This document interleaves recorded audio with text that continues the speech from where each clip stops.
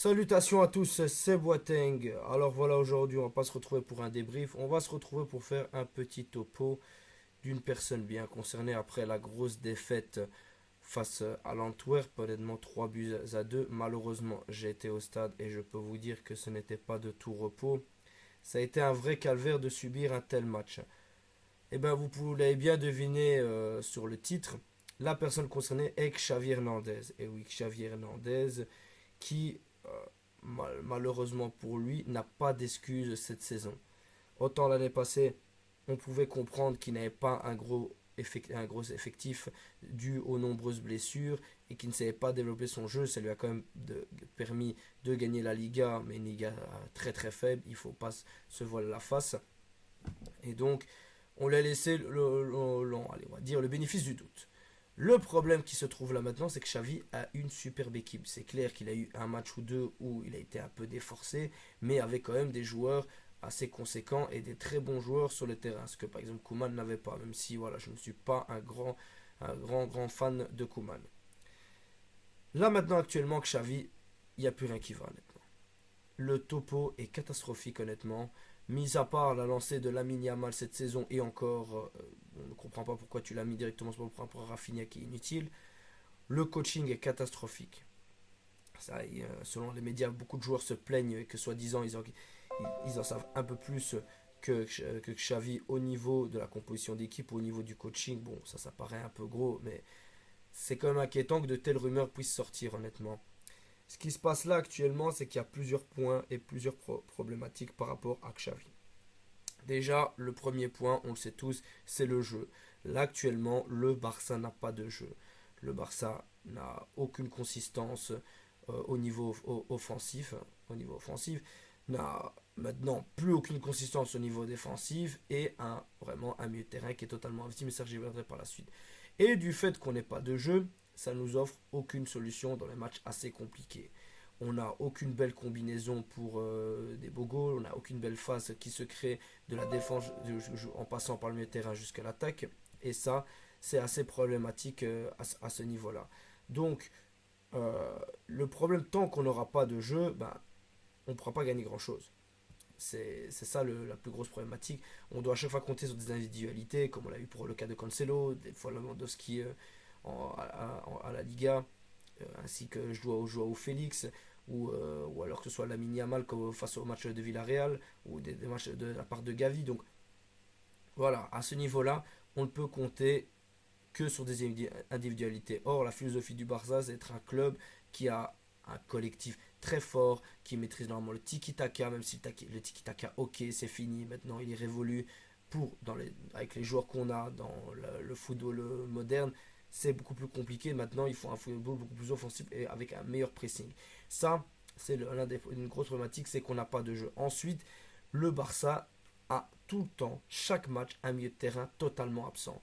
Et tant que tu auras ce milieu de terrain totalement absent, à part face au match contre l'Atlético, ça je veux bien le concevoir, mais tant que tu auras ce milieu de terrain totalement absent, tu ne créeras jamais rien. J'ai été voir deux matchs, donc, que ce soit le match contre le Shakhtar ou le match contre l'Antwerp, il n'y a rien qui passe par le milieu de terrain. Il n'y a aucune phase qui passe par le milieu de terrain. Il n'y a rien qui se construit. C'est toujours, on part dans l'aile, on change d'aile et on fait des centres et des centres et des centres et des centres et des centres.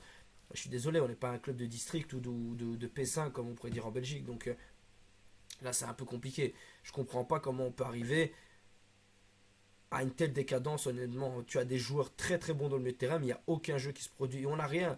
On a rien pour mettre la pression aux joueurs en face. Ensuite, ce qui ne va pas du tout, c'est le pressing. Il n'y a aucun pressing fait de la part de nos joueurs. Autant sur le 4-4-2 l'année passée face au Real Madrid, qu'on avait pu voir dans les gros matchs, le pressing était intense et était exceptionnel, honnêtement. Récupérer ce pressing, c'était quelque chose, honnêtement. Ce serait vraiment quelque chose de récupérer ce pressing. Mais on l'a plus cette année, on n'a rien du tout. Il n'y a pas de pressing. Juste à l'image du match face à Girona, les joueurs, bah, ils avançaient tranquille. Le gars, il est dans le terrain, il passe trois joueurs, il avance tranquillement. Et tu as aussi sur le deuxième goal où Guterres, je pense, ou Guimarães, qui met un extérieur tranquillement dans sa phase de réparation. Personne ne va dessus, tout le monde le regarde, tout le monde se retourne dès qu'il tire. Et tu dis, mais attends, là, il y a un problème, là. Il y a un sérieux problème. Comment on peut être aussi fébrile, honnêtement, au niveau défensif. Et c'est ça qui est inquiétant. Ça qui est inquiétant, inquiétant au niveau du jeu, comme j'ai pu le dire, au niveau du pressing, et aussi, un autre point, c'est au niveau offensif. Il n'y a rien. Xavi ne comprend toujours pas que Lewandowski doit faire un tour ou deux sur le banc et Ferran Torres devrait peut-être un peu plus jouer que lui, honnêtement. Parce que Ferran Torres aurait arrêté de le mettre sur un côté. Ferran Torres doit le mettre en pointe maintenant, c'est fini. Sur un côté, il sert à rien. Sur un pointe, il peut un peu dépanne. Mais là, actuellement, Lewandowski, il est jamais puni, il n'est pas inquiété, il ne changera jamais son jeu, il s'en moque. Pourquoi? Parce qu'il sait très bien qu'il n'ira jamais sur le banc. Donc il n'a aucune raison de se donner à fond, honnêtement. Il n'a aucune raison. Mais vraiment aucune raison. Et ça, c'est problématique. La gestion des joueurs. Comment c'est que Lewandowski joue toujours autant, qu'il n'ait pas un coup ou deux sur le banc pour qu'il puisse un peu avoir les idées en place. Là, maintenant que Marc Gouillou a marqué en Ligue des Champions, on espère vraiment que Xavi va le faire un peu plus jouer. Que là, il va mettre un petit coup de pression à Lewandowski en disant regarde ce qui t'attend, regarde ce que j'ai de très compétent là derrière toi. Même si c'est un gamin, bien évidemment, c'est pas comparé à Lewandowski, on est 100% d'accord. Mais un petit coup de pression, que Lewandowski puisse encore avoir un peu les idées en place, parce que là, il sert à rien. Il sert à rien. Dans le jeu, il n'apporte rien. Il descend jusqu'au milieu de terrain. Au lieu que c'est pas son rôle, ça ne sert à rien. Encore, il y a des matchs, d'accord, où il n'a pas été servi. Mais là, cette saison, je suis désolé, contre Elona, il a eu je sais pas combien de caviar. Et il n'a pas eu l'occasion d'en mettre un seul. C'est pas normal. Je suis désolé, c'est pas normal. Et on n'a pas fini avec les joueurs. Je comprends pas comment ça se fait que Cancelo a été mis. Ok, Cancelo a dépanné une fois à gauche face à Porto. Mais là maintenant il faut arrêter les bêtises maintenant. Remets Alejandro Balde, t'as bien vu le match catastrophique que t'as fait contre l'Antom parce qu'il n'a plus aucun rythme. Et il a besoin de jouer, il n'apprendra pas tant qu'il n'aura pas assez joué. Mais là tu dois le faire jouer, là il faut le faire jouer. Et là on l'a bien vu contre l'Antom il était complètement perdu. Sur des phases offensives c'était l'un des meilleurs, ok, mais il est totalement perdu. Et pour qu'il puisse te faire, pour qu'il puisse t'apporter énormément au niveau offensif, bah, il va falloir le pousser. Il va falloir le pousser, il va falloir qu'il puisse jouer, qu'il puisse acquérir de l'expérience, mais en le mettant sur le banc, il n'acquérira rien du tout. Je suis désolé, il n'acquérira rien du tout. Et tu te prives d'un bon bac droit en mettant du Koundé ou du Araujo en dépanne au lieu que tu as Joao Félix, Joao Cancelo, il faut arrêter un peu. Il faut vraiment arrêter. Et Oriol Romeo, mec Xavi, là il faut arrêter. Ça suffit.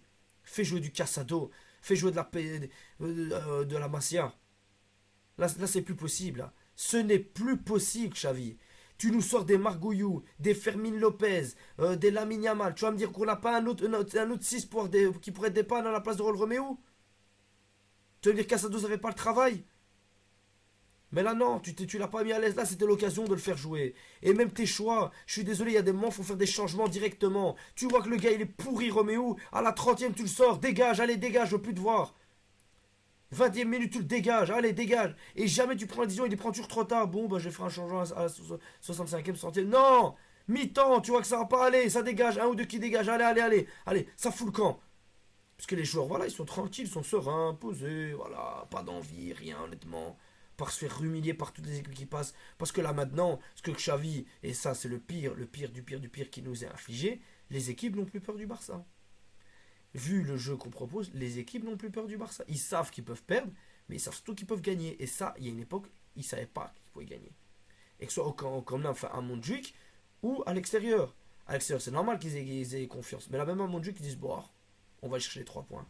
Ça va le faire. Comme Girona, qui n'a pas un jeu de malade. Collectivement, sont bons, mais il faut arrêter.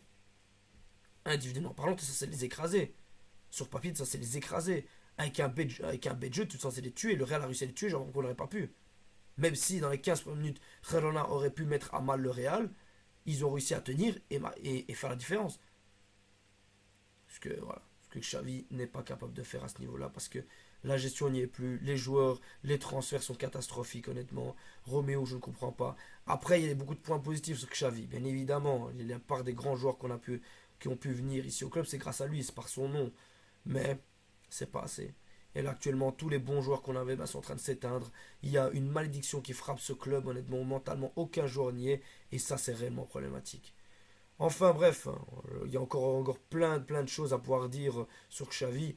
Mais là, honnêtement, c'est le gros point que j'ai pu relever qui fait que, voilà, que Xavi n'a aucune excuse, honnêtement. Et il y a beaucoup de travail parce que là, tout va nous passer sous le nez. Que ce soit la Liga, la Copa, la Supercopa et la Ligue des Champions. Ça s'annonce être une belle saison blanche, ça connaît comme ça. Donc Xavi, réveille-toi.